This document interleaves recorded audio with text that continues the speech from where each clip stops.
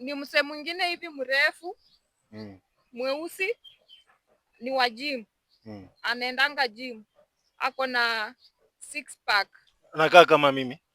Wewe uko na six pack ama uko na manyama? Ako na six pack, ni mrefu kidogo tu, yani ukimhug hiyo hug inaingia vizuri.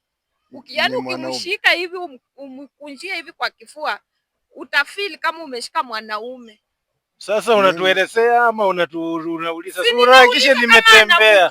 Umetembea wapi? Sasa tumezunguka na wewe. Mwambie kama anajua huyo mwanaume. Sasa na kwa uharakishe kuuliza maswali na nini? Mimi sasa vile umeeleza siwezi mshika. Mimi ni mwanaume pia. Sijasema umshike, yani nakuambia venye anakaa, na kuelezea venye ako, yani ako na mwili hivi, ukimguza hivi hata unaweza lala. Mimi siwezi kuguza mwanaume mwenzangu. Nikimguza huwa nasikia kama nataka kulala. Wewe mguze. Yani ni wajimu. Shida yako ni nini? Ni mwanaume, si kama wengine wenye wako na manyama. Madam, kama umefika shuka mimi. Sasa sina, unamjua huyo? Simujui. Simu yake imezimika, tumekuja tukiongea, tumepotea.